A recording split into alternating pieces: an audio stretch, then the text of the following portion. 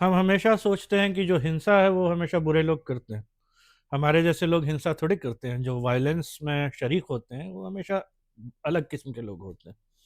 मगर आप देखिए अगर इतिहास को ध्यान से, तो 90% जो वायलेंस है, मॉब वायलेंस खासतौर से जो क्राउड करता है, जो भीड़ करती है, उसमें हमारे आपके जैसे लोग होते हैं।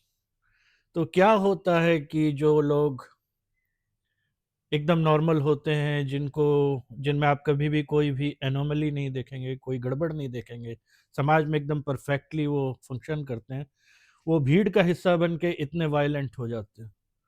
चाहे वो किसी भी वजह से हो, क्योंकि हम भीड़ के बारे में पहले बात कर चुके हैं। भीड़ आपको अपने साथ एक तरह से उठा लेती है, आपकी पर्सनैलिटी उसमें डिसॉल्व हो जाती है। तो क्यों, क्या होता है ऐसा? भीड़ में क्यों एक ऑर्डिनरी इंसान एक वायलेंट भीड़ के साथ मिलके वायलेंट हो जाता है? ये सोचिए।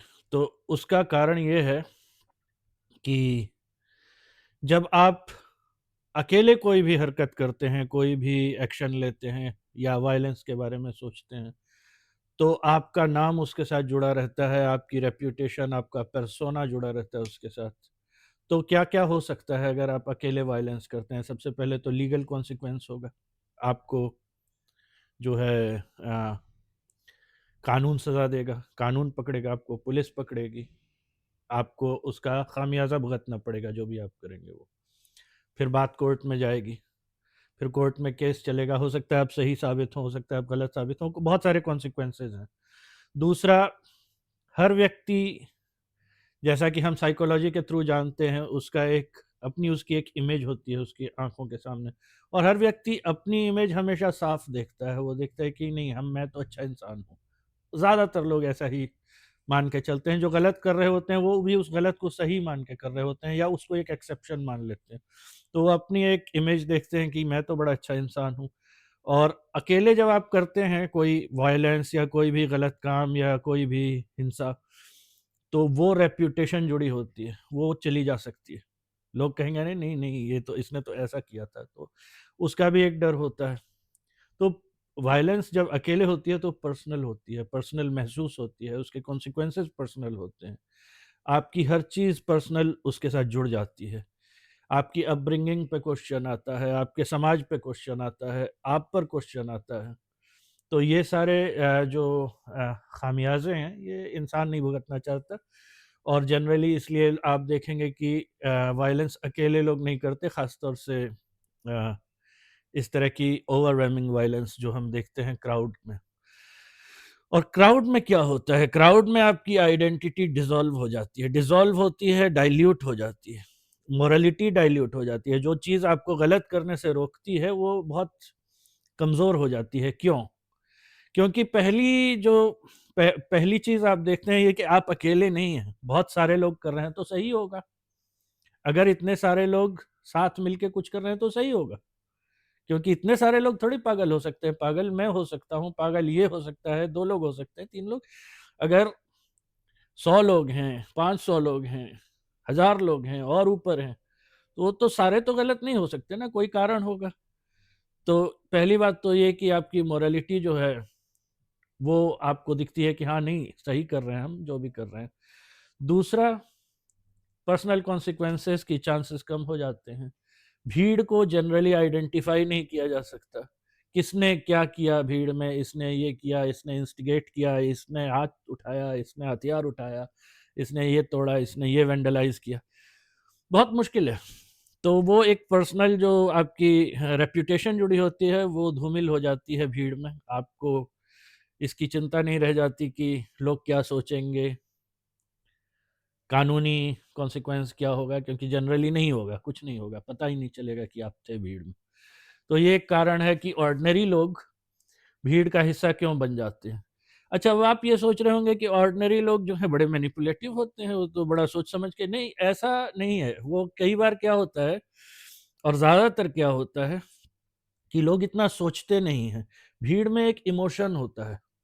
भीड़ में रिफ्लेक्शन और रीज़निंग कम होती है और स्पीड होती है। तो इमोशन और स्पीड को आप जब भी मिलाएँगे, कोई भी चीज़ फट से कर देती है भीड़।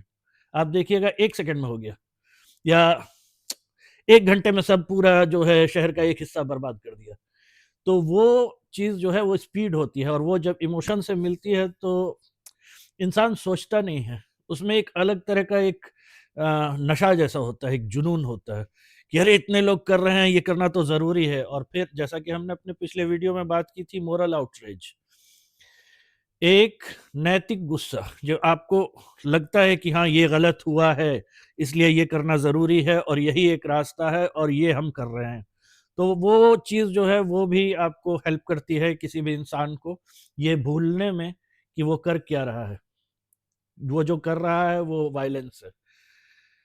अब देखिए आप कि सरकार जो है वो हमेशा सरकारें भीड़ों से डरती हैं।